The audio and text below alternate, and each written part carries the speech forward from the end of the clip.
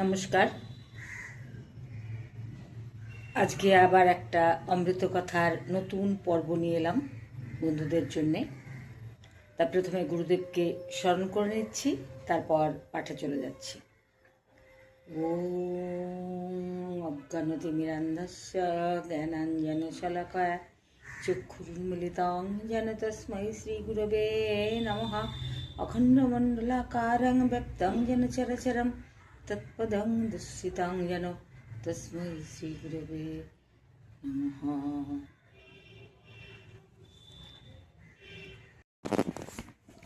পণ্ডিত ও সাধু। এরপর ঠাকুর পণ্ডিত আর সাধুর পার্থক্য বলছেন। শুধু পণ্ডিত যে তার কামিনী কাঞ্চনে মন আছে, সাধুর মন হরি পাদপদ্মে।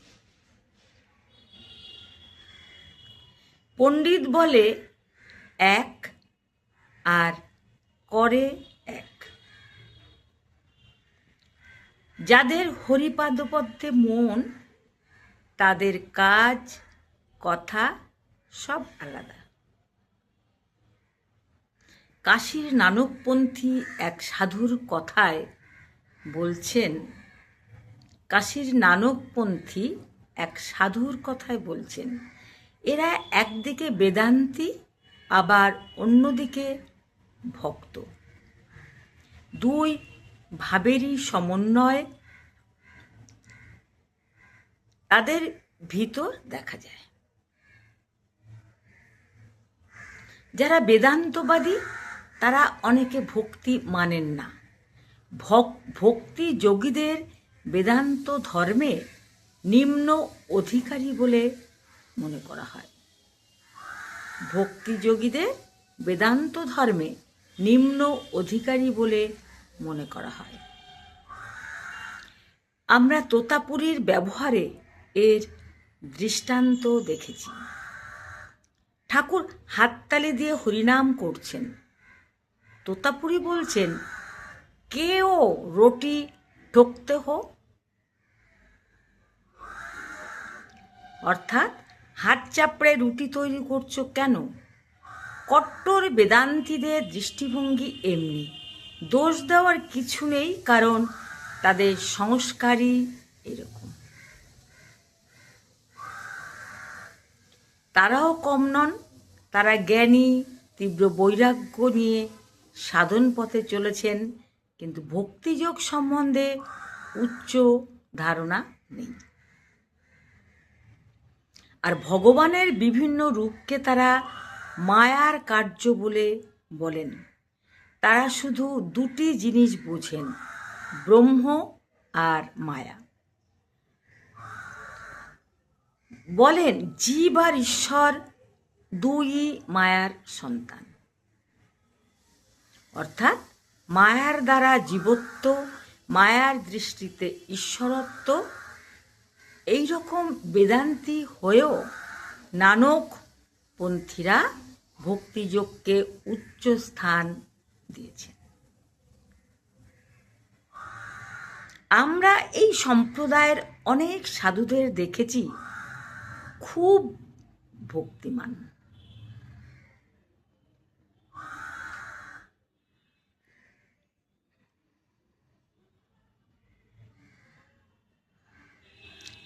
এইটি ওদের বৈশিষ্ট্য।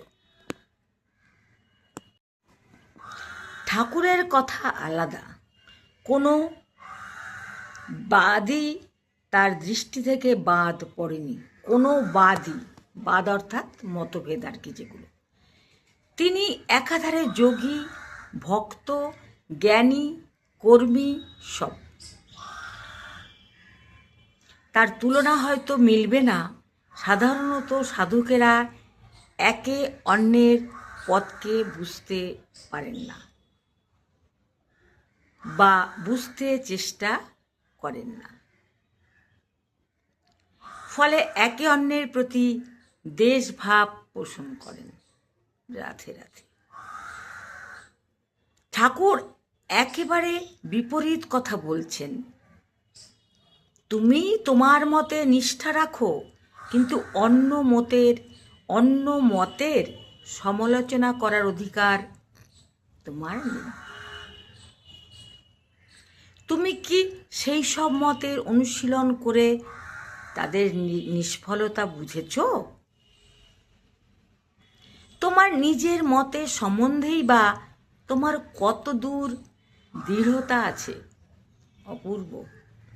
নিজের মতবাদ সম্পর্কে ধারণা স্পষ্ট না থাকলে অপরের সঙ্গে নিজের তুলনা করবে কি করে? এইটি বিশেষ করে ভাববার জিনিস। আমরা কোনো বিষয়ে অজ্ঞ হলে সেই বিষয়কে উপেক্ষার দৃষ্টিতে দেখি। যদি সত্যি সত্যি নিজেদের বিশ্লেষণ করে দেখি, তাহলে বুঝতে পারবো কত ক্ষুদ্র আমরা, কত অল্প বুদ্ধি সম্পন্ন। এই এক ছটা জ্ঞান নিয়ে আমরা অপরের সঙ্গে তুলনা করে নিজেদের শ্রেষ্ঠত্ব প্রতিপন্ন করতে যাই। যখন তখন তা আমাদের কত যে উপহাস্যাস্পদ করে তোলে, এ কথা আমরা ভাবতেই পারি না।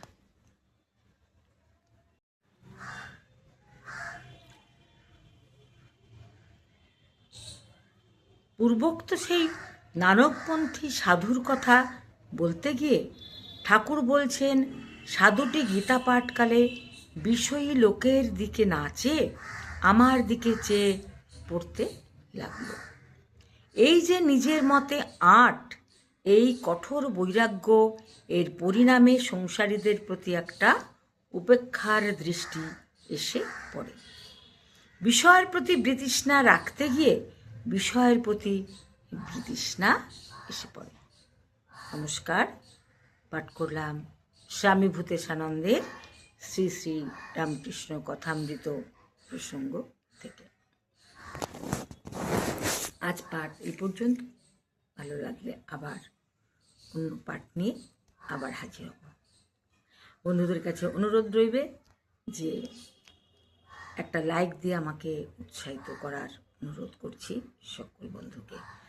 আর আপনার মূল্যবান মতামত আশা করি আমার এই পাঠ সম্পর্কে, কারণ পাঠকের মতামতই একমাত্র পাথেয়।